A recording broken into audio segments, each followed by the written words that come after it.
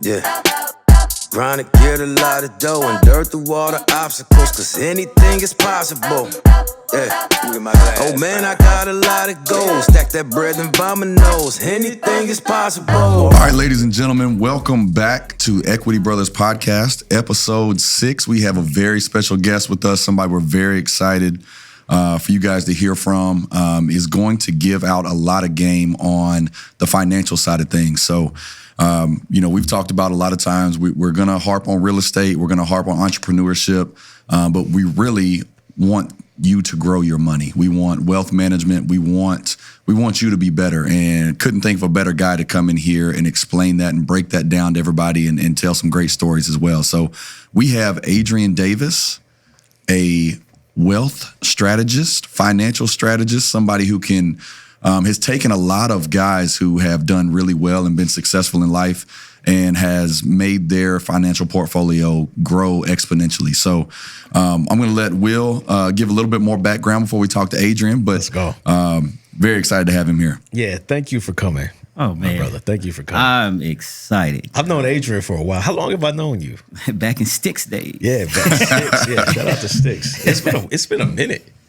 It's been a minute, man. 09? Yeah. 09? He's a Nashville native too, so I mean, it's rare to have three in one room. Hey, facts, we're 3 unicorns right here. Honestly, I know it's crazy. We're called the unicorns. I'm like, wait a minute now. Right. So, Adrian, let's jump right into it, man. Give our listeners and viewers a background into who you are and what you're about and what you stand for. Fair enough. All right. Kick that off. So I'm from Brentwood, Tennessee, actually. My background comes from entertainment, actually. I started off as an actor for the first half of my life, you want to call it that. Did a very, very great run there. Was on TV shows, Young and the Restless, nice. The Parkers. I traveled the world. I was mentored by Chris Tucker, star of Rush Hour franchises. Yeah. Being exposed and around that and doing his whole run with Rush Hour, Michael Jackson, through all those things. Funny stories about Michael Jackson. From there, I had a come to Jesus moment. It's coincidentally, you know how they're in the strike right now? They were striking then. Wow. And I decided, okay, I don't know if this is going to have long-term effects, because my whole thing then was just to do television. And so when I did TV and TV actors went on strike, this was when reality TV shows were coming in. This is when the Kardashians got it going. For the Love of Ray J was going. If you didn't sing, dance, and I didn't do either one of those, just act, then there really was nothing for you to do. So I thought, with my limited depth of perception of life at that moment, that it was over. Like, I can't figure out how to produce or do something else. I didn't have any passion for writing. I need to figure it out. So I got out, quit the business, and came back home. And I had a great experience and great trip. One of the last trips I took with Chris, where we were around the Prince of Jordan, who's now the King of Jordan, all of him and his top advisors. And they were just enamored by my interest in finance and financial planning. And it was we talked about real estate, actually, because California real estate at the time was ridiculous, as it always is. Yeah. And from there, that really lit a light in my fire. I said, you know what? My father has a firm back in Nashville. It's not a little shabby firm. I need to go back and take over. Yeah. And so in order to do that, I came back, went to Western Kentucky University, graduated in 3 years, magna cum laude, with a degree in finance with concentration in financial planning. Funny story, while I was in college, I was on tour with Chris the first year and a half, and getting a Series 7, which is stockbroker's license, and I had 18 hours and maintained a 4.0 the whole time. That's a Man. And I had That 8 is o'clock time classes. management. I had 8 o'clock classes, and I stayed in the freshman dorm because I didn't want a roommate, and my brother was there. We went to college together and graduated together. That's a blessing. Did you make it on time to all your 8 o'clock Absolutely. classes? Never missed a class, never was late. Whew. I traveled every weekend for the entire first year. That's crazy. And made it all back. Didn't miss a beat. I didn't party, so there was no college party that was going to introduce. You didn't party on the road with Chris? Oh, well, that's a different kind of story. That's not a party. That's, I was about to say, we had very different college experiences. exactly. The college party was boring to me. I was the guy that sat in the room the whole time. Yeah. But the Chris Tucker experience, I was like, you can't compare to that. So there's no need for me to go out. So I was very focused because I had nothing else to do. Yeah. And from that, I transitioned out and graduated and immediately jumped into the firm. Started off selling insurance. Obviously investments, mutual funds. But since then, I've taken kind of grown as a person, as my practice has matured, and just taken a whole different direction. It's more of if you want to put in the box, wealth management, but I call myself a strategist. Simply just because what I've learned of experience with dealing with clients is that a lot of times everybody thinks it's about how can I make $1 turn to $2 as fast as possible? And it's really not that. It's really what your plan is. I ask clients all the time, what are we doing, where are we going? That's how we start all my meetings. What are we doing, where are we going? Now, when you say plan, do you mean like a 1 year, 5 year, or do you mean like an end game? What's the, are you more interested in the next step and then building on that? Or are you more interested in here's the end goal and then you devise a plan to help them get to that end goal? A combination of both. Generally, when I meet with people, I always say we're going to meet you where you are. It is what it is. Let's just begin. And so what I find is that everyone has stuff. They may have done well over here, don't have anything over here, have this over that. And at the end of the day, all people say, well, I just want to be comfortable. I just want to be financially well off. And I get that. That's a very open-ended, elusive statement. So my thing is I like to focus on the next 10 years. Telling someone, 30 years from now, you're going to have this, it doesn't sound exciting. Doesn't sound exciting to me. Right. And it loses people interest. So I'm just focused on 10 years because I know if we can do 10 years right, the next 15 years, it just opens up. So my first thing with all clients, let's put $1 million on the board in the first 10 years if you don't already have it. So if we can put $1 million on the board and I'm talking about for a person starting from scratch with me. They're not literally at scratch where they are in their financial journey, just with me. Let's put $1 million on the board in 10 years. And if we can generally do that, it's game changer because I am a firm believer in dividends. I'm a dividend growth investor. So that's how I invest all my clients. Warren Buffett money, because most people don't know what dividends are. Right. Break that down because a lot of the listeners, I want them to reach out to you, grow and develop their own portfolios.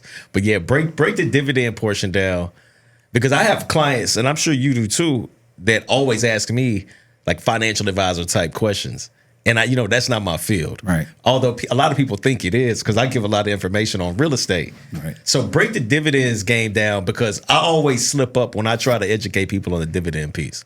So the funny thing is dividends is nothing but profits that a company pays out. By you being a shareholder, the companies usually will either reinvest back into the business or they would pay out excess profits to the shareholders via a dividend.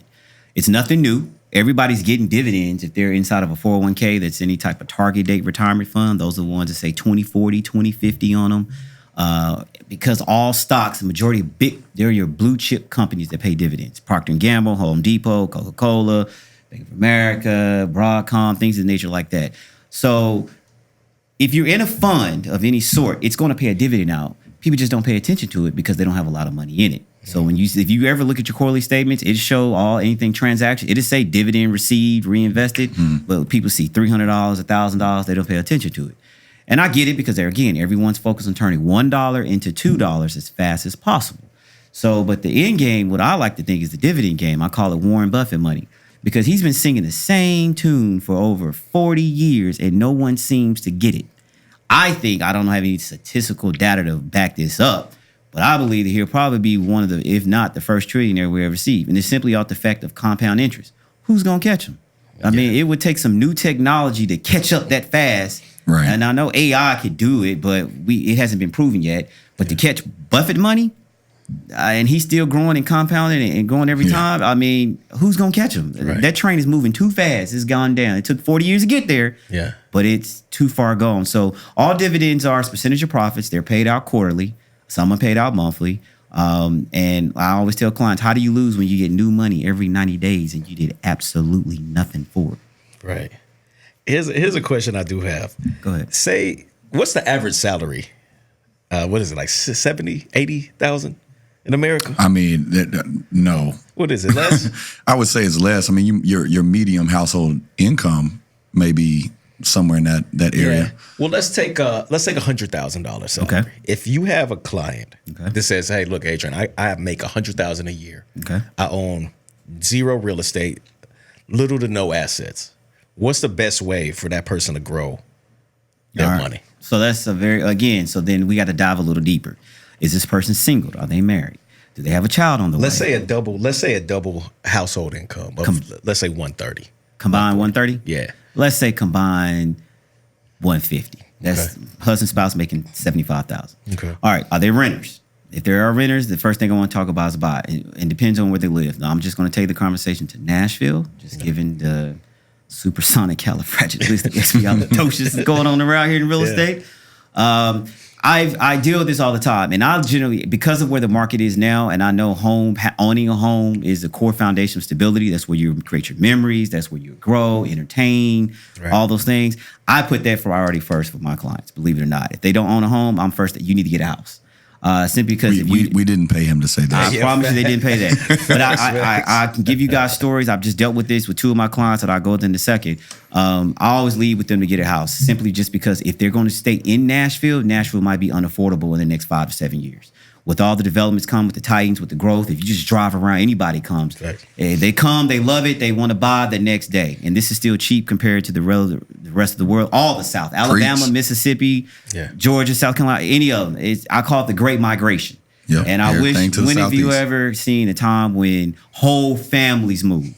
Right. Mom, dad, brother, sister, cousin. I'm experiencing in my neighborhood. All of my neighbors are from Orange County, Newport Beach. Yeah. There's a whole row of them. And they got here and realized all of them either went to the same private school, lived within 3 miles of each other, and they didn't know it until they moved to Franklin, Tennessee. And they're saying Franklin, Tennessee to them was Orange County 20 years ago. Dang. So they're coming with that kind of force. And the ones that have $20 million homes are buying 5 and 6, 7 acres. They're coming down here getting compounds. Mm-hmm. So when you see this effect going, I'm like, listen, you don't have time. I don't think everybody understands this time thing. Like, this clock doesn't work on your time. And what I try to get clients to see is that you have to make moves according to the market. Yes, there's your plan, but then there is, that's true. It is what it is. And so going back to your original question, I would start there, where they are, if they're savings, to the credit. We can't do anything. We don't have any money, point blank. Right. Once we do that, it's your foundation. Talk about life insurance. I'm a big term guy. I know that it falls on deaf ears to some people. They like to be your own bank with the whole life, borrow against it, the whole philosophy concept. But I don't like clients to be insurance rich and cash poor. And generally, when you're your mid 30s and you're going to need appropriate coverage, it's going to be very expensive. You could be paying $800 to $1,000 a month in life insurance premium. So when a person has $2,000 to $3,000 in discretionary income, I'm not going to take a third of it and put it in life insurance. I want you to actually have wealth. When I say wealth, money. Right. Point blank. Because at the end of the day, most people are going to have enough life insurance coverage to get. The rule of thumb is 10 to 12 times your annual salary. But what I find is people get $500,000, $1 million. In this day and age with inflation, no one can live off of a $500,000 insurance policy. So I have college kids I'm putting $500,000 on, and they're in college. And correct me if I'm wrong, you're allowed up to 30 times? Is that accurate? There's no really set. Well, it all depends on your assets. There's a lot of variables into it. Because if a husband makes all the money and the spouse makes none, you can get up almost as much as the husband can with this certain limits because you have other assets to justify it. It just, you can't be coming in and say, oh, I make $50,000 a year, but I want $10 million life insurance. Right. There's not enough insurable interest, what they call that, to justify that amount of appropriate coverage.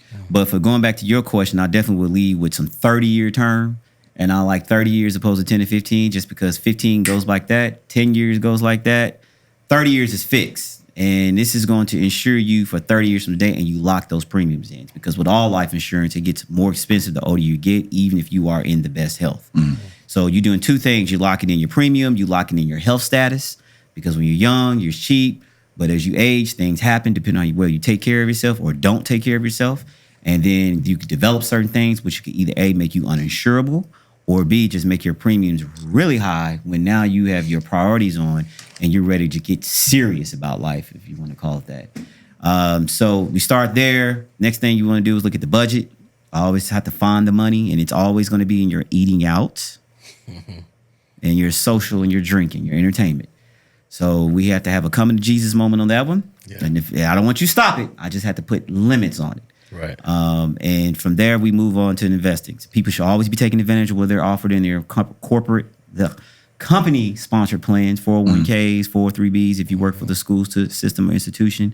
No one's really getting pensions anymore. So if you don't create it, you won't have it. That's the times we live in. So from there, we go into, once they take advantage of what their company provides, then we go into what they can do outside their job. So that's generally where the conversation comes. Should I get a duplex? Should I get a rental property? I want an Airbnb. I want to do this. I want to start this trucking business. And I'm all about, no, you need to play the time game. Okay.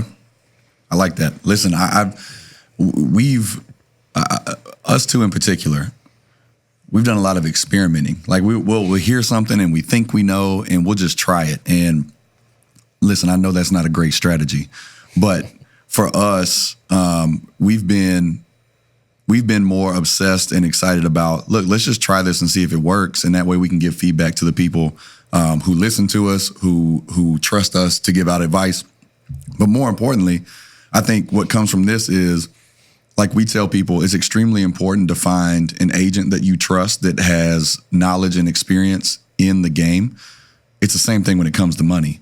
Like, we can have some ideas, but we're going to be trial and error. You need to go to an expert in the field who understands and has experience so that they can give you the pros and cons and say, no, this is not a what if happens. This is what's going to happen. Correct.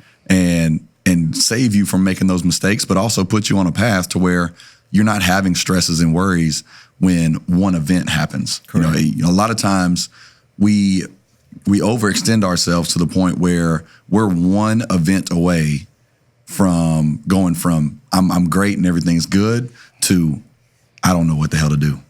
And I think somebody in your position can really eliminate a lot of that stress. Oh, absolutely. And alleviate those family issues from ever coming up. Absolutely. I always tell people this: building wealth is a team sport. When you look at the top 1% of the who's, they have a team. Lawyers, accountants, different business managers, different people that specialize in this, specialize in that.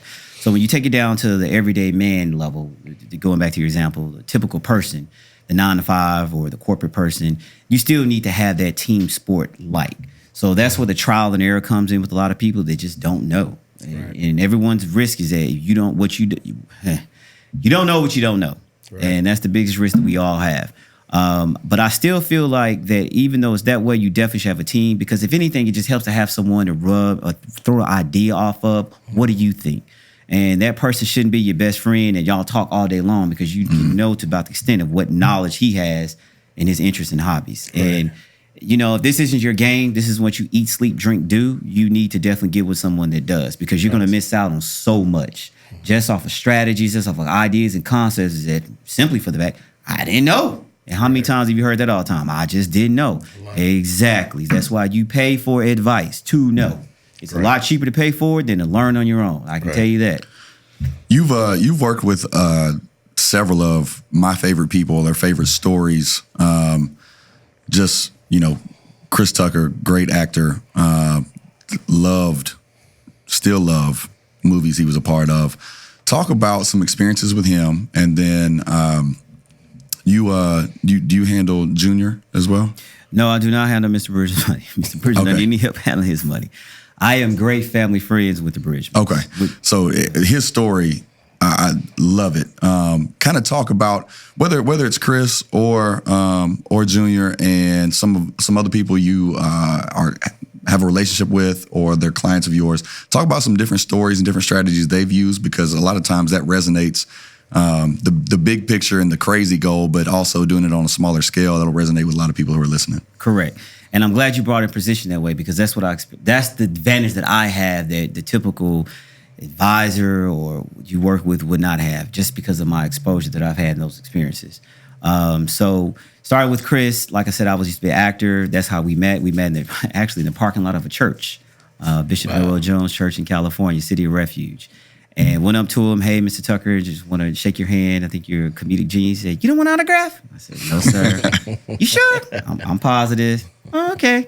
So it started off that every week coming up, asking him how his week was. So y'all went to church together? Together. Gotcha. Yes, we met in the church parking lot. So from that, one day, he asked, "What? Don't you live near me?" Because the funny story is, it was raining one day, and we live in the valley.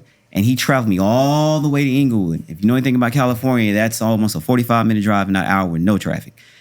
Lane by lane, all the way to the church parking lot. And I kept saying, I gotta see who this is. And he rolled the window down. It was Chris Tucker. I about fainted. And so from that, I had to say something to him. And I asked him, I said, why did you follow him? He said, you had Tennessee tags on your car. And I'm from the South. I'm a Georgia boy. And I figured like y'all were good enough for me. And that's just started our journey from there. Yeah. So from there, he took me to the Lakers game. It was the first time I ever ride in a Bentley. And I asked him for an internship. At first, he told me no. And then we took me to a screen in Rush Hour 2 and said, all right, man, I got a job for you. I want you to film me going to the comedy clubs, take some meeting notes, and then I'm going to get back on the road and get on my tour. So I started with him doing that, and this was during Rush Hour 2 phase. So I end up saying, well, first day I was out there, I was outside in the San Fernando Valley in 110-degree heat for 3 hours, waiting on him to come. He fell asleep. He had to come back and get me. He said, man, I fell asleep. And so I said, okay, Chris, that happened 2 days in a row. So I said, all right, I'm going to go to summer school because I see we don't get started till late in the day. Entertainers usually start their day in the afternoons. That worked for about a week. Then he asked me to go to New York with him on a promotional tour. I ended up missing 2-3 days of summer school. Once you miss summer school, you can't really go back and do anything else. Right. So that turned into what I was supposed to be going for a weekend, turned to missing the first 6 weeks of my senior year of high school. Traveling all the world, Africa with Bill Clinton, all those different stories, experiences. Then from that exposure, it helped because I met the Bridgman family at the Kentucky Derby during those times and all the different travels. And so from there, Mr. Elder, rest in peace, Mr. Elder, he was the first black golfer to win the Masters. I was able to be part of his last honorary tribute to him at the Masters during COVID year. Him, Jack Nicklaus, were honored there. It was those experiences that really shaped and molded me in my perspective on the world, how things do. So not to carry on, but what I've known is being around those guys and just seeing the money and the decisions and how they make. It's kind of hard to relate to them when you're the average person making, let's just say, combined household code $200,000 to $500,000. I mean, there's levels to this, clearly. Yeah. Right. But the thing that I resonate the most, that I bring back, and the value add that I bring, is that one, it's a team. Two, they make moves. They don't sit. If it's a good idea, they jump. They don't wait. Mm-hmm. Three, they rely heavily on the people that are around them. So if you're around them, they value you. They value your input. There's something about you that they value. And trust is the utmost importance with them because they have a lot to lose. Right. So if they don't feel like they can trust you, that you're going to be running their secrets, you won't be around long, at point blank. And so for me to survive as long as I did with Chris, we're still great friends to this day. He's my big brother. He gets on me all the time for various things. But at the end of the day, that's how our relationship was started. So I don't manage Chris's money, his wealth. We don't talk about it. We don't have that kind of relationship. But to be able that in close proximity to him when he's making day-to-day decisions, right. And with my background and my understanding of finance and money, I can put two and two together. Right. And so definitely having the team, I would say, is the main thing. And so when you coming down to our level of DIY, you say, well, why do I need an advisor? Why do I need to hire these people? I could do it myself, save me money. And again, you're missing out on just different approaches to this, right. and just different strategies. And I keep saying strategies because there isn't one way to get any goal, as we all know. It has a lot to do with just where you are and what you think is possible for yourself. And so I'm just very good at helping a person believe, like, no, you really can do this. This is normal. It may not be normal to you, right? But this is very much normal to a lot of people out here that have money. Yeah. And if you want to create generational wealth, it's the same thing we preach when it comes to real estate. It's scary. It's a daunting task. There may be 8 steps involved, but it's very attainable. Correct. And it's the first step in building that wealth. And same thing, whether you're owning or renting, like you said, your first step is, especially if you're in the Nashville area, you're in a great area that's going to have some growth, is how do we take the first step and then how do we build on it? But having a group or a person that you trust that can kind of hold your hand and say, no, this is what we're going to do. And you're going to build some equity in these homes. And then we're going to take some of the money that you're making extra and we're going to place it in these different dividend stocks, or we're going to move it around here. We're going to have this life insurance. You're protecting yourself on a lot of different fronts and not just one. And so, again, going back to finding a trustworthy team, it's not just one. It's not a realtor. It's not a financial strategist. It's not an insurance provider. It is a team of those people. A team of those people, correct. And it's very hard because, when you don't understand what that team looks like or who you need on your team, right. That's where you end up getting lost. And a lot of trial and error, unfortunately, does happen.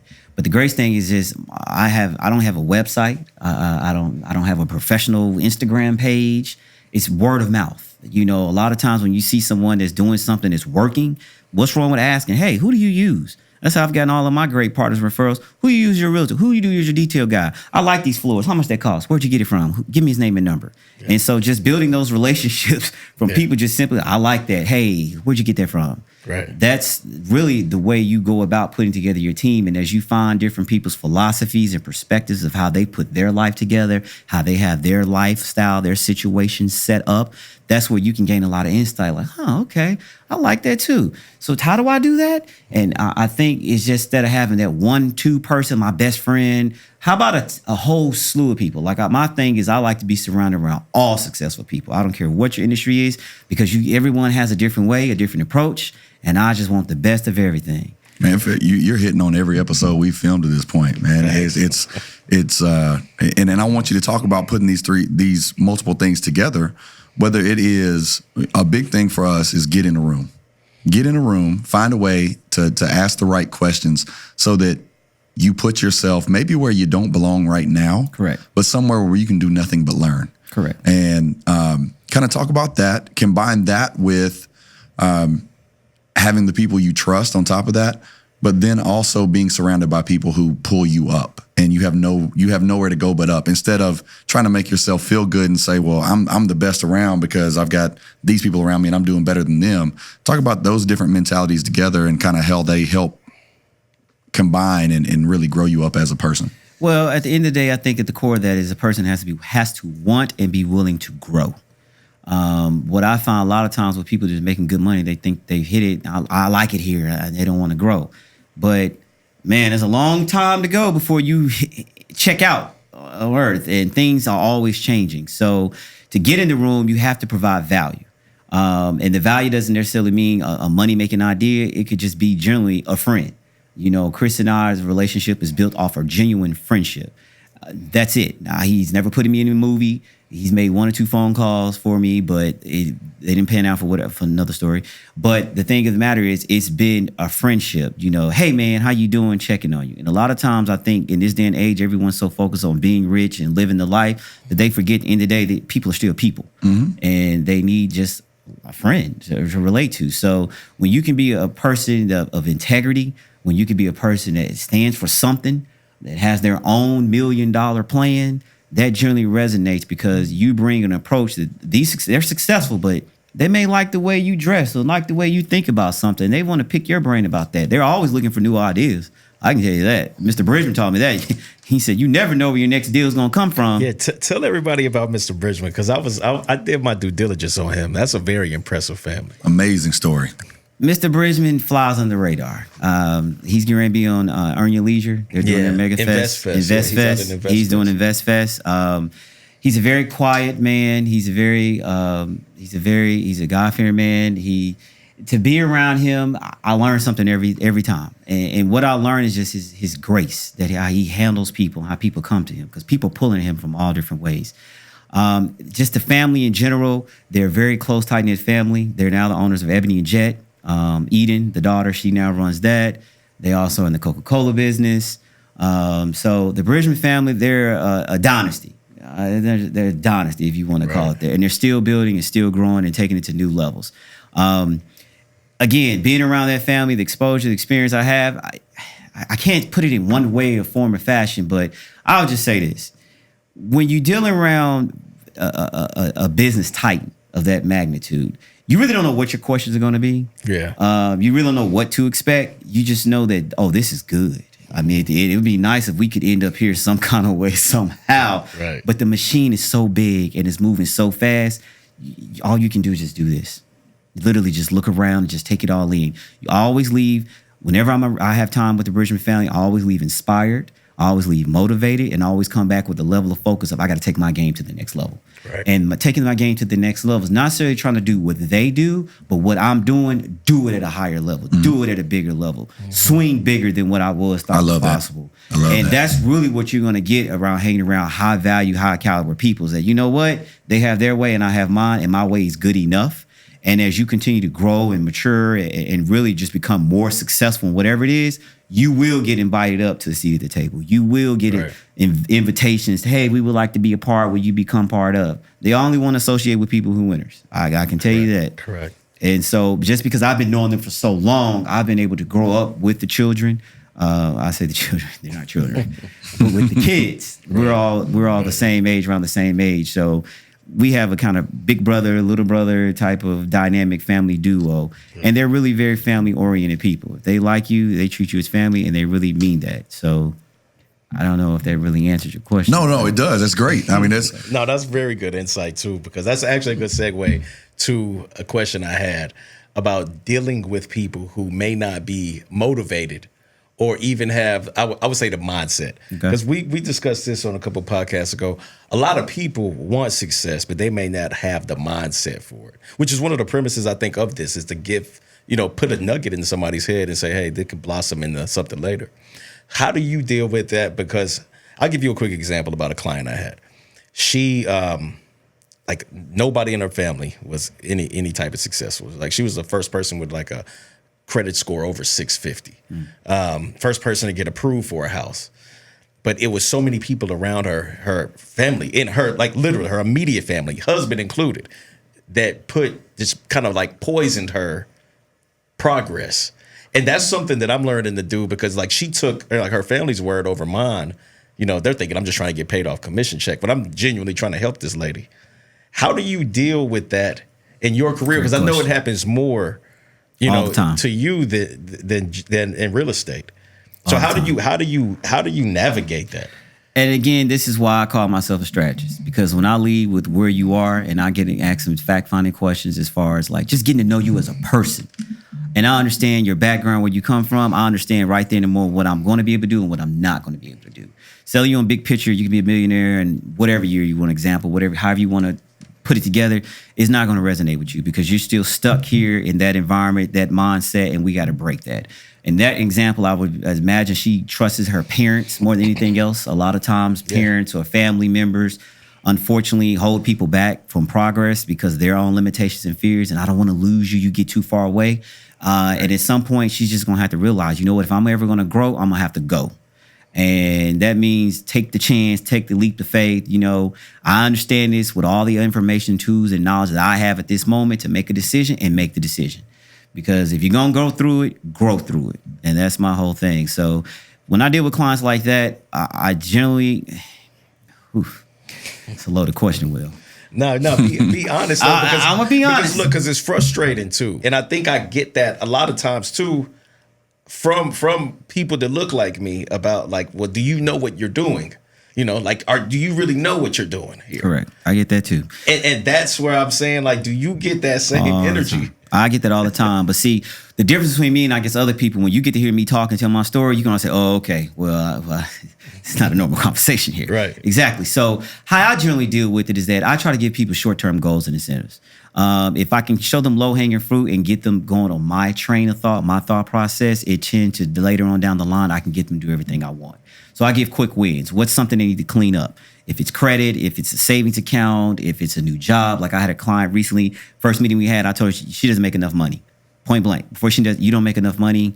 You have credentials. You need to find a better job. That was the takeaway. She says, wow, no one's told me that, and I never thought about it. And so just having that encouraging talk of like, no, you can make it. 6 months later, she had a job making $30,000 more.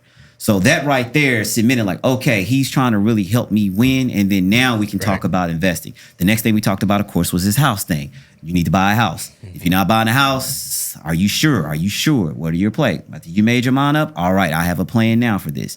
So I tend to take on the whole person, the whole family. And when I deal with clients like that who is kind of struggling with and letting go and this and that, all we have to get down, you have to get to the root cause of the fear. And if they tell you it is family, who's the driving force in the family that's causing it? Is it mom? Is it dad? Then I tell them, bring mom in. Because 9 times 10, I'm going to poke holes in mom and daddy's story, and that's going to shut everybody up. Right. So when she sees firsthand that mom and daddy doesn't have these things, and they're trying to tell me no, then get her all the information to make your decision. I say, well, what do you want to do about this? Mm-hmm. And that generally nails in the butt. Whoever's the problem, bring the problem to the table. Yeah, I can go toe to toe with any of them, because what I know is they don't know what they don't know. No, that makes sense. Love it. That makes sense a lot. And that'll solve a lot of the problems. And then usually found is the parents become champions, or whoever will become champions of you. Right. And then when they start giving pushback, the client's gonna sit there and say, "Why are you saying it?" Because they'll start squirming. Well, I was just thinking, oh, okay. And I'm just sitting there. Right. And then now the client sees, okay, so he was taking me off of emotion, his experience. Well, I thought. Well, I assumed. Yeah, I feel. I feel.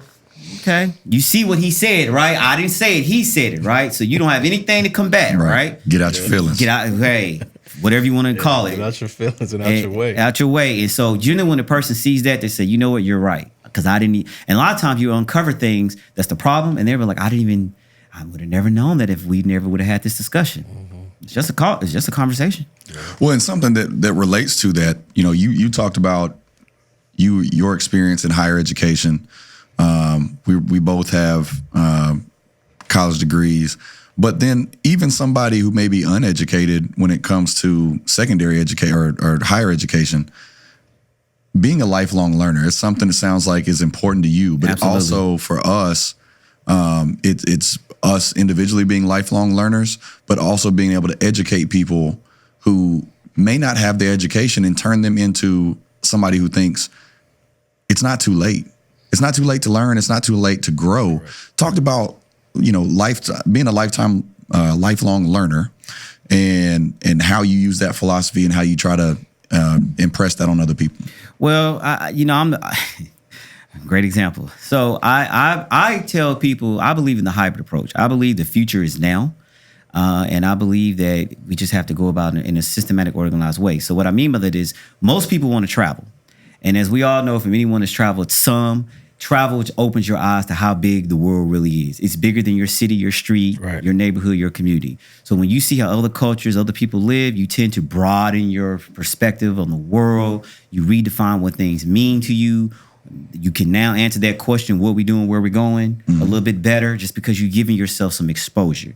So that's the invest in yourself. So that's the lifelong learning, because when you go to something you've always wanted to do and you set a short-term goal to go invest $5,000 or $10,000 to go take that dream trip, you come back changed. Generally, I find that people come back ready to make more money, ready to level up in all the ways, ready to dig deep, lose the weight, grow, develop higher caliber people. They no longer like the people they're associated with anymore. That old way of living is not good enough. They're mad at themselves all of a sudden for living this way this long.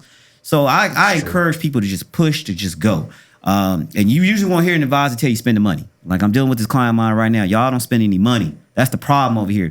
They're fearful. They want to hold on to it like it's going to save them. I'm like, they print this stuff out of trillions every day. Right. You don't spend some of this stuff and go and live your life. Right. So I need you to understand something. I need life to happen. Like I need you to know something. Come back with a revelation about something other than I'm going to work.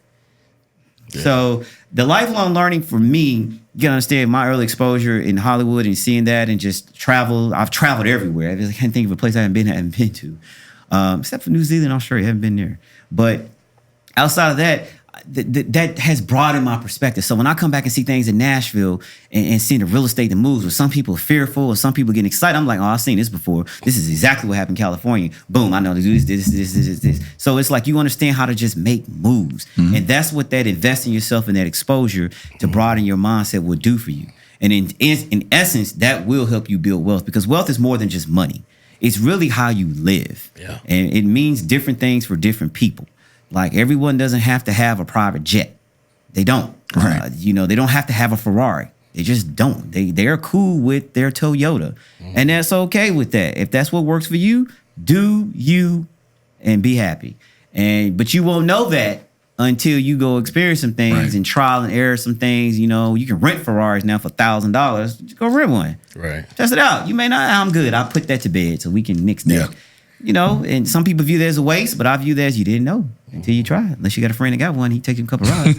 Yeah, facts. All right, here's my next question, and this is not a investing type question at all. Go ahead.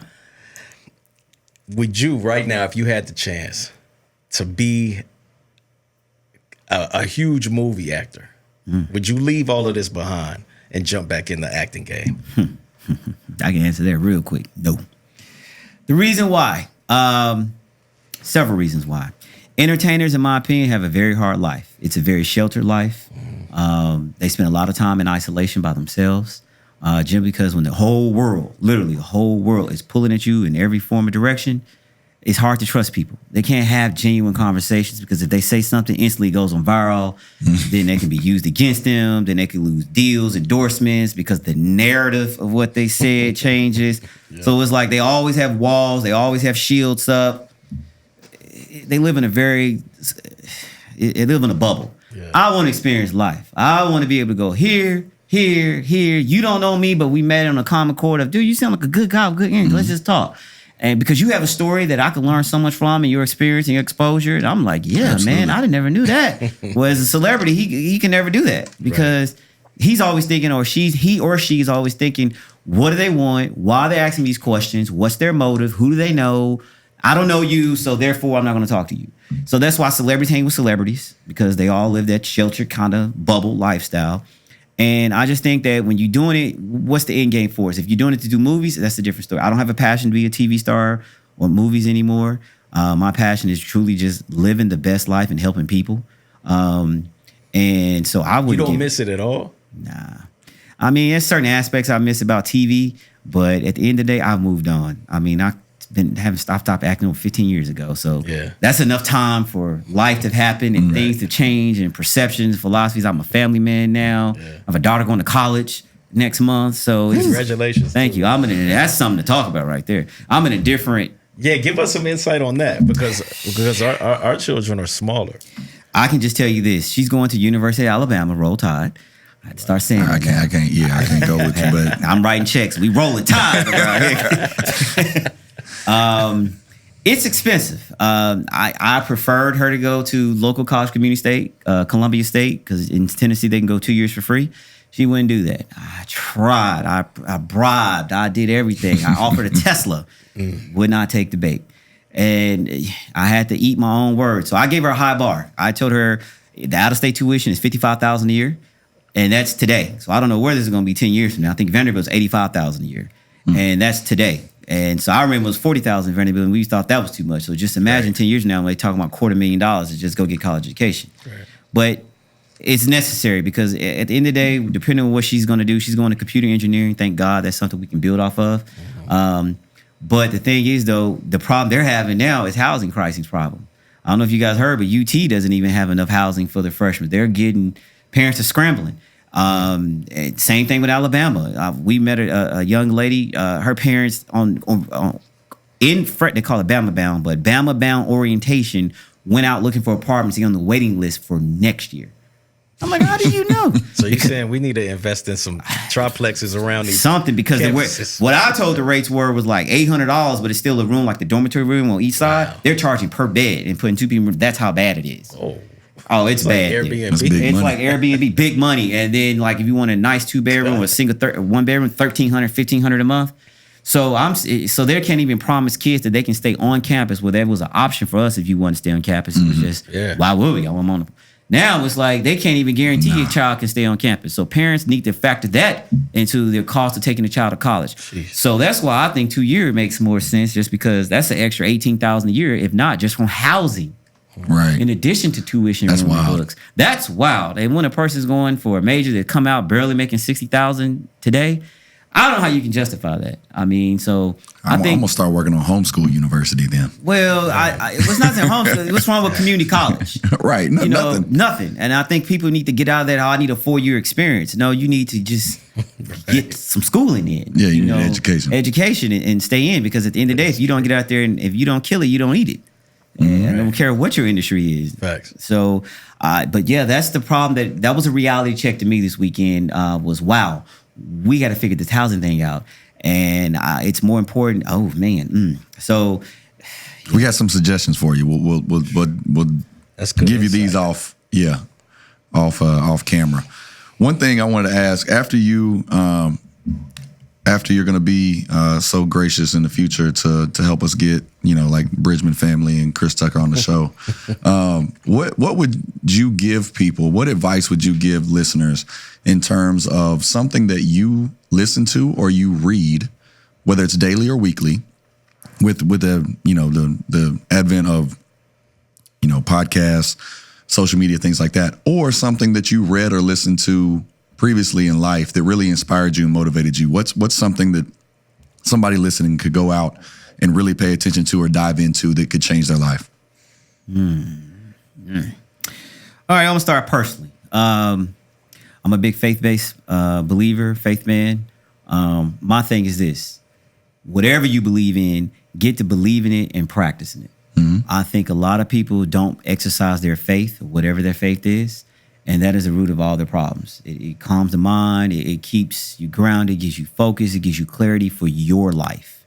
A lot of time we want to talk to other people and what are you doing and I'm doing that when it's not original. You are an original. And when you dial deep into that, that helps uncover all those things. Podcast wise, right now, I'm not really too big on podcasts. Just simply because I feel like a lot of times it's noise. When you're hearing all these different perspectives and everybody has an opinion about everything, you lose your own opinion about it. And so right now, I don't need any new opinions and ideas for where I'm going and what I'm working on. But not to say professionally, I do a lot of reading. I know reading nowadays is kind of become a little opinion based too, just in word format as opposed to podcast. But what they do, I think a lot of times when writers write, they provide a perspective that you can gain wisdom, understanding because of how they set the article up or the book up. One book that I've read recently was a book by Robert Greene called Human Nature. I don't know if you guys ever heard that. I have not. Oh, man. That's the same guy that wrote 48 Laws of Power. Okay. 48 Laws of Power, the 50th Law. Give us a quick synopsis. Well, basically, the laws of human nature is exactly what it is, human nature. And at the end of any transaction, whether it's relationship, business, or anything, there's another human involved. Yeah. And if you can understand, humans have patterns. We all have patterns that run consciously and subconsciously. You learn these things as you live throughout time and say, no, that's not how it goes. Let me help you out. We all have an advice from just what we've learned of our experiences throughout life. But wouldn't it be nice to just have a high level insight preview of that now? So that if you are trying to elevate and go to the next level in whatever you're doing, you understand how to deal with a very powerful, successful person where you're not intimidated.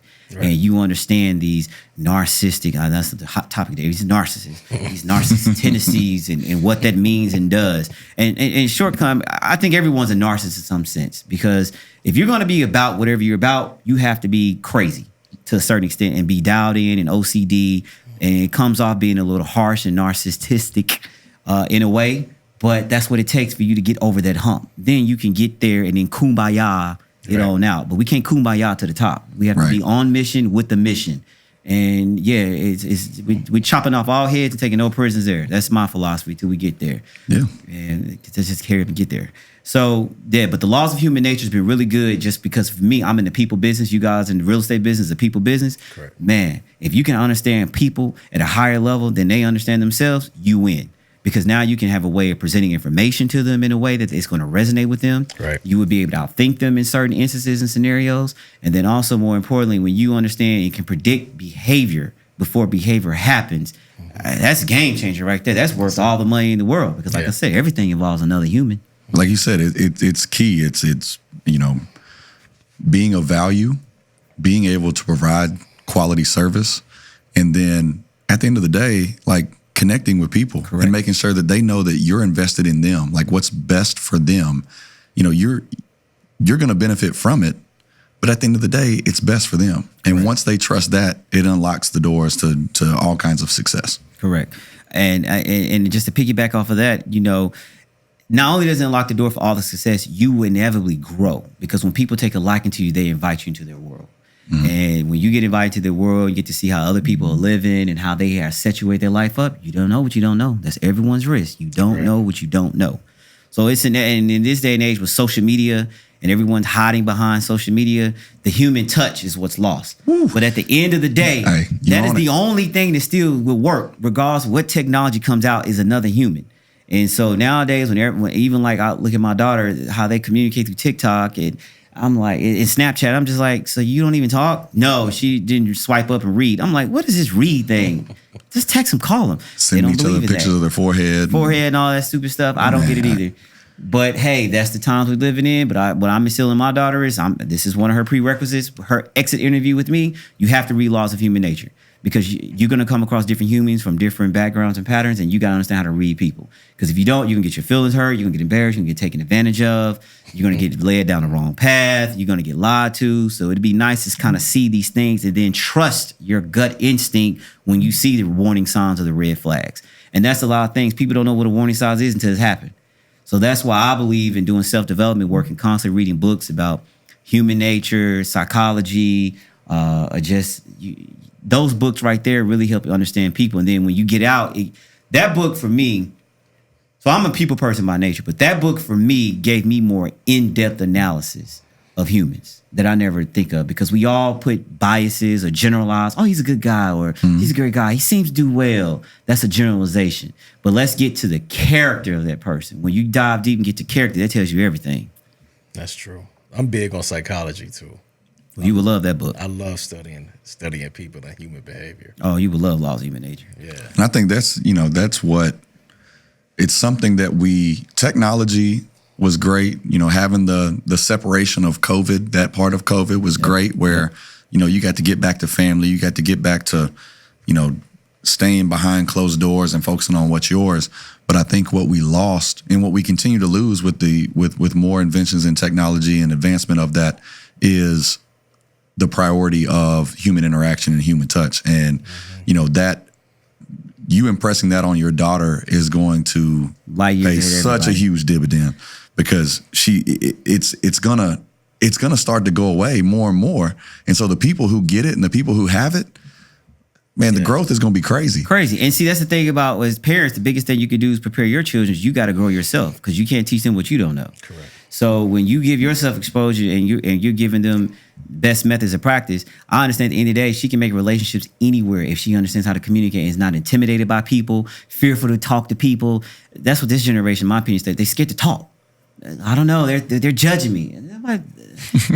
When we can get out of that and make them like fearless in that regard, you can write your own ticket. Right. And that's what I've done. That's been the key to my success. I've written my own ticket. Right. Never had a real job. Yeah. Never will have a real job. When I need opportunity, I just go through the phone. All right, who we gonna call? Right. What's going on, man? Right. What you been up to? Yeah. Just because I have so much knowledge about a plethora of things, it's just a matter of this is where I'm gonna put my focus on now. I had a conversation with my team the other day, and a couple of them are struggling with imposter syndrome. I don't even know what this is. Which I was telling them. Yeah, or they feel like they get in certain rooms and they, feel devalued, or they may not feel confident enough to speak up, which is wild to me, because the first step is you have to have confidence. But I told them, lead with education. I think that's one of the biggest things ever. If I have a conversation with you and I'm trying to, let's say you're an investor, if I don't do my due diligence and study and know what I'm talking about, I'm going to be insecure and then suffer from imposter syndrome. But the best way to remedy that is to study and educate yourself. Correct. Which I told them initially. But that's a whole different conversation. But I do want to ask you this question while it's still on my mind, because this is a question that I wanted to ask you before the show. Okay. So like post-COVID, and this was what hit me when you talking about COVID, like my stocks and crypto were booming, right? Like, and then when everything just tanked, man, I lost so much money in crypto. Like, do you deal with crypto at all, like yourself personally? So I have a great success story. My mother-in-law got into crypto. She was big on Bitcoin and Ethereum, and she was one of the fortunate ones that rode Ethereum. I think she got Ethereum. Average Ethereum was like $100. She cashed out at it got as high as 42, and I think she sold majority of them, half of them. So here's my philosophy on any investment. Nothing lasts forever. Right. Unless it pays a reoccurring passive income stream. Okay. But when it comes to capital gain, just taking $1, $2, when you're up, take some skins off the table. And that's what I had to. We spent a whole day talking about why she needed to take some money off, because she had if it just keeps going, I understand if it keeps going. Right. But this is your life. Like, we can take, those are real dollars that we can do something very real that would mean way more than you than saying, oh, I made $3 million. Like, what does that do for you? Like, you got $3 million. Okay, now what? Right. But if it doesn't work, you're going to be very mad that you didn't sell off $250,000 of this and able to go live your dream. So I had her write down exactly what it is she was looking for, what she wanted to do, and we sold off a bunch of over half her portfolio. I said, we don't sell it all. But we definitely take something off the table and change your life now because the future is now. So I think a lot of people would try to, it's great to see that what crypto could go, could be.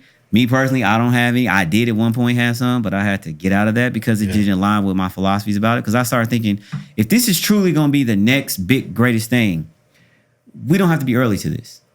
Let the people, the big boys, the billionaires, the governments, whoever, let them make some first, figure this thing out before it gets rolled out to mainstream. There's going to be plenty of money to make from crypto down the line. You do not have to be the first. When does anyone go to the party and gets there at 7:30 when it first starts? No one. No. So this is the same thing. I feel like if this is truly new revolution, hey, there's gonna be plenty of money to be made. Just wait, just see. And I think people are starting to get that. But at the same time, for those that are diehard true believers of it, I get it. It is a way. Like real estate is a way. Like stocks market is a way. It is not the way. It is simply a way. Listen, me and William went to the crypto party early, got punched in the throat. Hey, man, I got it. But the reason I asked that is because everybody, all my clients were like, my 401k is down so much. One of my boys had, I think he had like around COVID, I think he had like 1.1 in his 401k. And then he checked it. Like whenever everything tanked and he had like 700k in there. So everybody was panicking. So like, how do you maneuver that with clients? And this is another question too, the compounded. Do people lose money too within in investing with financial strategists? So like, do you lose? Like, I'm assuming like, because I lost, so I'm wondering like, how does it work if I would have had a bunch of my money with an advisor? Okay, great question. Let me answer this the best way I know how. All right. So the thing I always tell people is this: you don't lose until you sell, which is reality. Right. That's when you lock in those losses, those gains. However, the market will fluctuate. It's like any other market. It goes up, it goes down. When people say they lose, they got to understand two things. One is the numbers get bigger, so do the gains and losses. It doesn't just keep going on the stairway to heaven and never have a dip down before it dips back up. The second thing is that you will experience, we call those drawdowns, where you could be at 1.1 and you lose 20%. Well, you do the math from 20%. If you have $1 million, you're going down to 800,000. That's not a loss. You just down 20% on where you are. Sure. Secondly, what that sounds like is that your friend was not aligning what his risk tolerance were. When the market's going up, everybody wants to be aggressive because you can make more. But then when it starts coming down, they're saying I'm losing too much and it's not working. So we're not saying the same language right here, because if you're aggressive going up, you better be aggressive going down, because that's the only way you're going to have a realistic shot at making that money back up when the market does turn around. Because it probably will turn back around. No, probably it will. Because in order for the stock market to stop growing, you're essentially saying that all these Fortune 500 companies, the major companies that hire and people whose lifestyles are dependent upon this, we all use their goods and services. They are publicly traded. This is big business. You're telling me all these companies are going to go bankrupt at the same exact time? If that happens, that would probably be the end of the world as we all know in this time. Yeah. So the realistic likelihood that ever happened, if anybody's in our lifetime, slim to none. Right. Okay. So that kills the whole notion of the market crash. No, it didn't crash. It just dropped 40%, 50%. Sometimes if it's extreme, like COVID, when it was extreme, it dropped. We call those kind of like black swan events. Those things are always going to happen throughout time. You can't predict them. You never saw it coming. Everyone likes to think they're one step ahead, but how can you really predict the future and predict time? You can't. So it's kind of like you have to always measure and handle your money from a risk perspective in terms of what is my risk. On a scale of 1 to 10, am I a 10 meaning aggressive, or I'm a 5 or 6? Stay in your lane. Invest your money as a 5 or 6. Don't feel some type of way when people are getting the returns that are 9s and 10s and you're 5 or 6 and you're saying, well, you're not doing a good of a job. No, you didn't want to be aggressive. Because last year when it was down, you didn't want to take these risks. So I'm having to always have these realignment conversations to give people the harsh reality of, it can get there faster, but it's going to drop faster too. And then when I'm thinking about the timeline of when people want to have for sure dates, the one thing I always get is people say by 50, I want to be able to not be able to work. Okay, so to me, that's a hard deadline. So no matter how I go about this, you have to make sure that your finances are organized and situated in a way that when you're 50, you have enough money coming in regardless of what the stock market is doing, regardless of if you have rental property or not. I need to know that whatever I have going on, I'm going to be able to live the way I want to live at 50. Okay, so that right there, when I look at your age and how much we're going to invest on a monthly basis or annual basis towards this plan, then I go back and do the due diligence, say, okay, this is what I think is the best route for you to go. Because I'm only focused on one thing. When we get 50, we're here. And we're going to monitor it along the way. So that puts that whole, I lost a lot, I lost this. Because when people say that to me, they're just going for I want to make as much money as I can. Right. I mean, that's a way, but you see where it leaves you. Over here feeling emotional, up and down on the roller coaster, feeling like you're not doing good. When in actuality, your boy left it alone. He would have made all that back and some by now. Did he leave it alone? Yeah, he didn't touch it. And now he's happy. Yeah. Exactly. He's back. Exactly. And that's going to always be the case because like I said, if these companies, if Tesla goes out of business, if Apple goes out of business, if Microsoft's going out of business at the same time, then you should be worried. But by that time, it probably will never get there. There's too many people with way more skins in the game, with way more money than them, that have a lot more to lose than you do before they get to that. I never stopped thinking about a story that he told. We were in a chat together, and it was last year. He said he was in sports seasons in Lions Head Village and looked at his portfolio while he was trying on shoes and just screamed out. Man, I just screamed out. I was trying on shoes. I was going out of town, and I had lost like that. And I was playing with I had some blue chips, some penny stocks, and I bought this one stock, this pharmaceutical stock, and it just. And here's a really good story though. The bottom just fell out. Boom. I screamed and then everybody was looking. I was like, God, I screamed. And then the next hour I've never made that much money in a stock. So that's why it's I'm an emotional trader. That's why I can't do it like that. I just invest in Apple, Microsoft, and I'll just leave it alone. But I'm an a very emotional trader. So I know I can't mess with day trading anymore. I don't have the time or the stomach for it. Most people don't. But it's a good learning experience because that really did happen. I was stressed, extremely stressed, trying to navigate trading. See, that trading thing is a new thing. It works. I traded for a while. I still trade from time to time as my schedule permits. But trading would do this. Trading is going to teach you more about yourself when it comes to how you view winning and losing a dollar. And that's when you're gonna feel like the real you's gonna come out because it's a you versus you game. Yeah, it is. No matter what strategy, what philosophy you choose, at the end of the day, you have to deal with those emotions and deal with winning and losing money. Yeah. And most people don't like to lose money inherently. Most people are risk averse. So when you already have a person that's coming in like that, you have to relearn certain things and relearn trauma and emotions. And it stems back to childhood trauma is how money was viewed in your family and the scarcity mindset. Now you're trying to change. And everybody wants to go fast because everybody's driving Lambos now and living the life. So everybody wants to have some of that too, and they see how much money you can make, and it's real. You can make that money that they're posting, but the mindset and the emotional stability and that you have to stomach that stuff is what takes time to build. Yeah. Everybody loves it until they start doing it. And like I say, when the numbers get bigger, so does your emotions, and that stomach has to get stronger. And that's what takes a lot of people out. And I think a lot of times people have to have a reality check with themselves as far as can I or can I not do this? Can I stomach it? Can I stomach it? And again, you don't have to do that. What I try to get people to understand is that why not just be great at what you're doing? Yeah. Play the time game.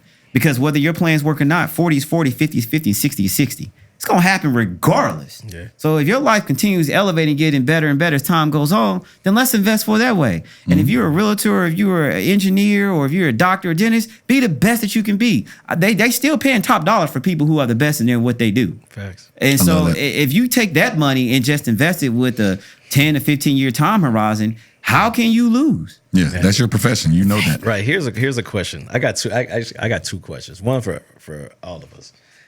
With that mentality, because a big thing with me is mindset. Shout out to Kobe. It's mindset. Correct. Right? So here's the question I pose to y'all. If y'all lost everything right now and had to start from scratch, would y'all make it back? And if so, how fast? Way faster. Way faster. Because if you made it once, you got the knowledge to do it again. One thing I always tell people with loss is that they can never take they can't take what you know from you. Right. So you can put me in any city and give me 10 seconds. I already know all the hot spots. I know what the who's who talk, how they think, where they go, the lingo. Yeah.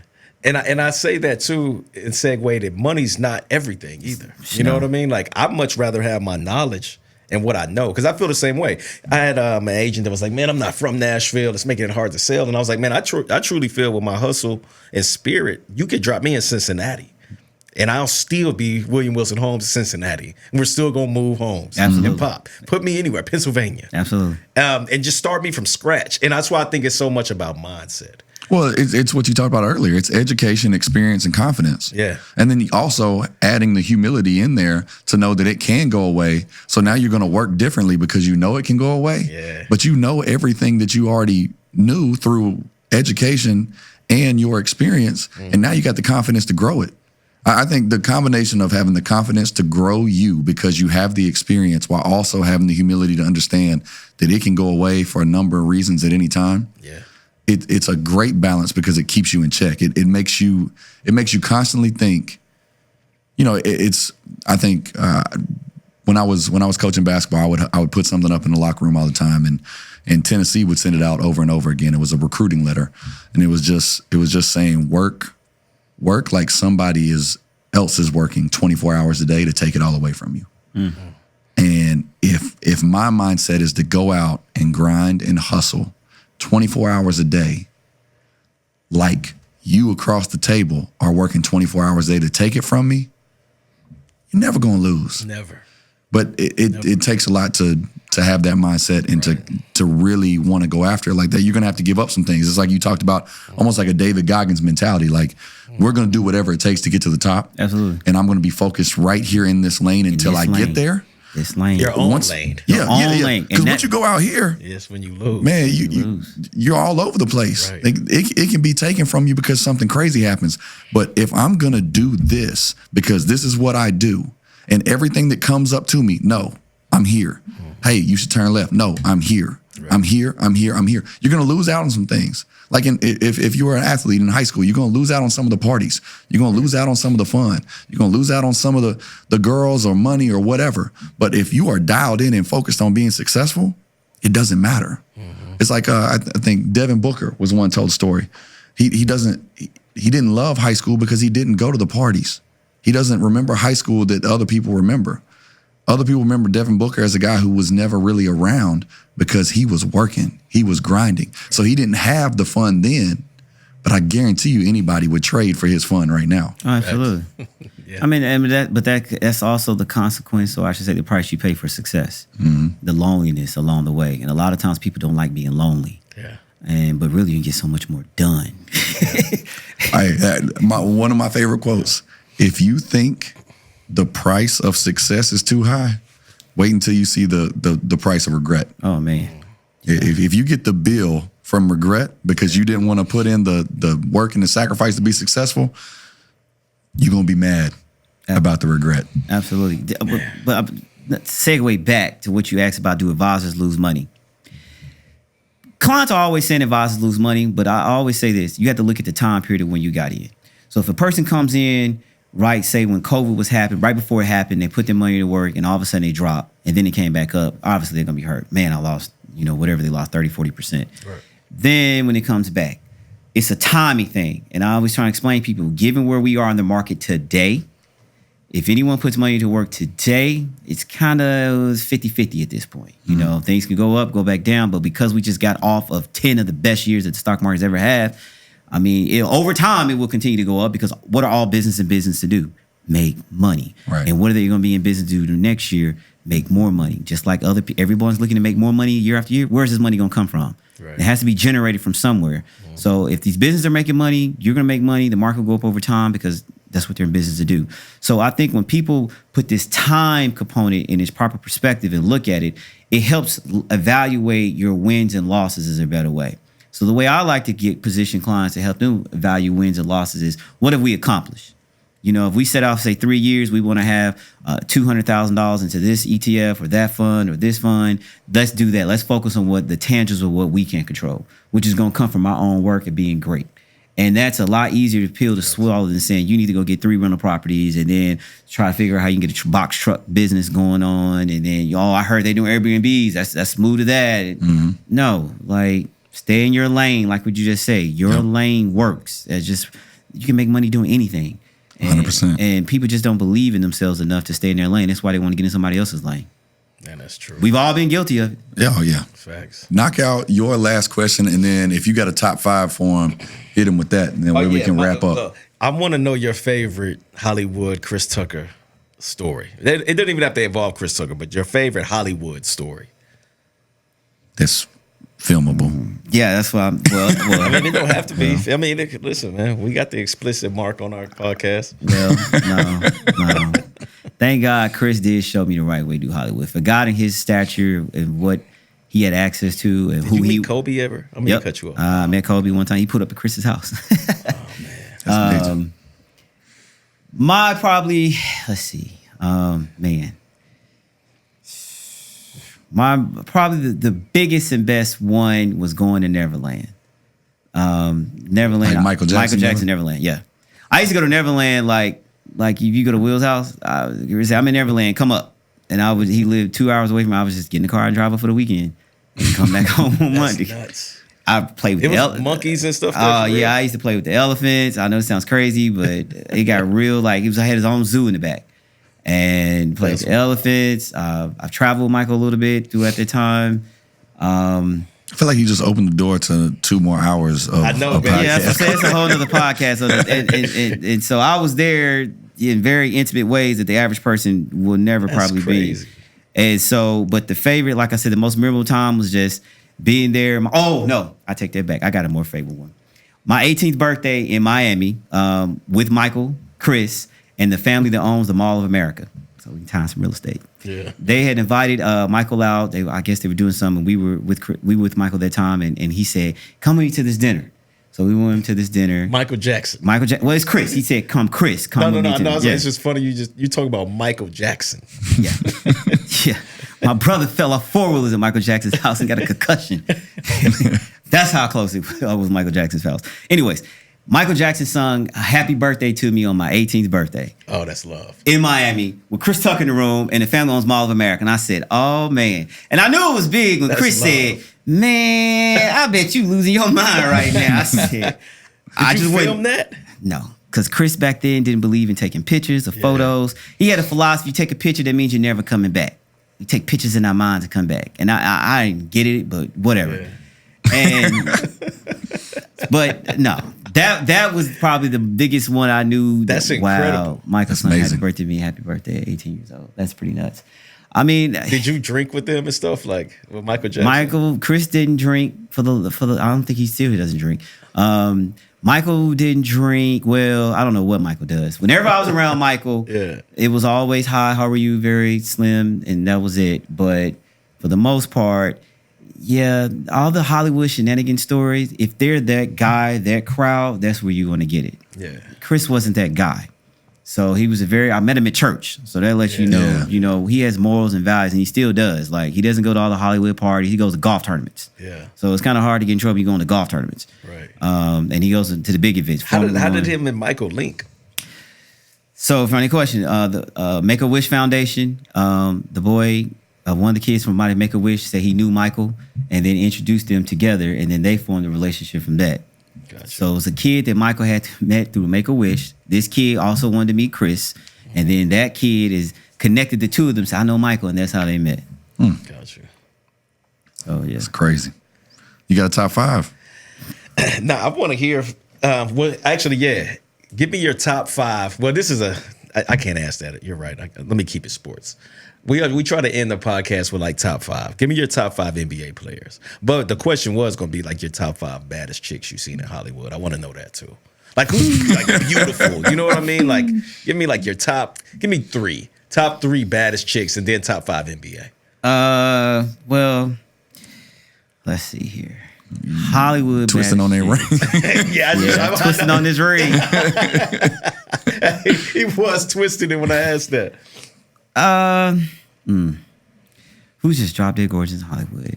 See, the funny thing is about the big stars that you see, they're females. Yeah. When you see them in reality, they don't look like oh that. man, I've been saying that forever. They look so average. That's why I'm asking that. They have makeup out the wazoo and hair out.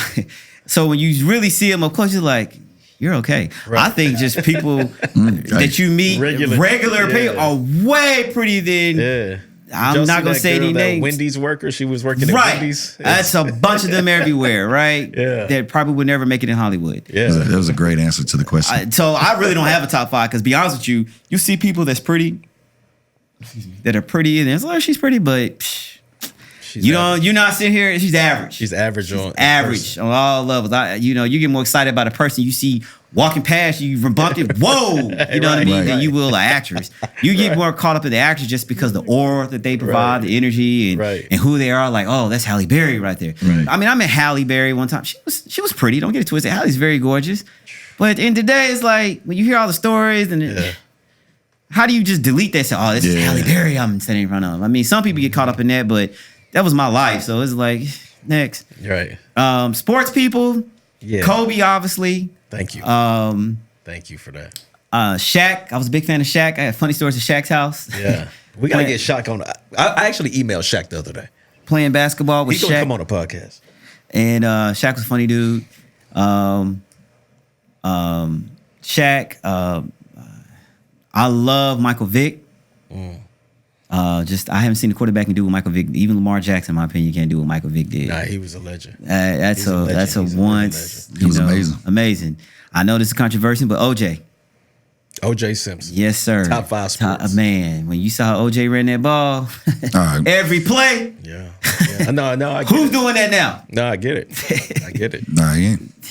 Yeah. Ain't nobody ran a Bronco like that either. Thank you. I mean, I know it's a little controversial, but you asked me my top 5. Shout out to the new Broncos. They look good too. Yeah. And let's see, was that 4? It's 4. And then Serena Williams. I think, what Serena Williams has done for Tennessee and left her print on tennis and her legacy. Mm-hmm. Man, it takes a long time to do what Serena do, and that it'd be a long time before we see another Serena. Facts. They got to start now. Yeah, right. Somebody, whoever's now has to. Yeah, they got to start training. And it's exactly, they got to start winning now. Yeah. It was nothing but wins. It was nothing but wins. So to win at that high level like that long, all the energy, injuries and controversies, like that's a lot. Like, so yeah, that's my top 5. That's major. Listen, we're gonna close out episode 6 here. Yeah, thank you for coming, my brother. Thank you, man. Adrian Davis. You want to give out any type of contact information, whether it's social media or anything, for people to follow you, or you say, let me stay off the radar and get in contact a different way? He's behind the scenes, man. Yeah. So I don't have a website. The best way people get in touch with me, is the office, 615-385-0570 if you're interested in our services that we provide. Email Adrian Davis at fscadvisor, that's singular.com. I'm personal direct, so I don't love filters up. Right. I don't give out my Instagram because it's personal. Right. I'm not living for the gram. I actually stopped posting. Literally, I stopped posting last year. Yeah, you look at my page, I have hardly anything up because I realized it was causing problems. Yeah.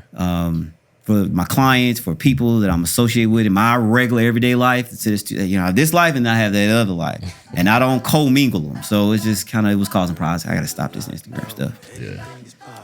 Well, thank you guys for joining us. Equity Brothers Podcast. We'll be back in a few weeks with another great episode, another great guest. Shout out to Eli too. Yeah, Eli Edelman on the, not the ones and twos, but let's go, Eli. Episode 6, Equity Brothers. Adrian Davis, thank you. Hey, thank you guys. Anything is possible. Yeah.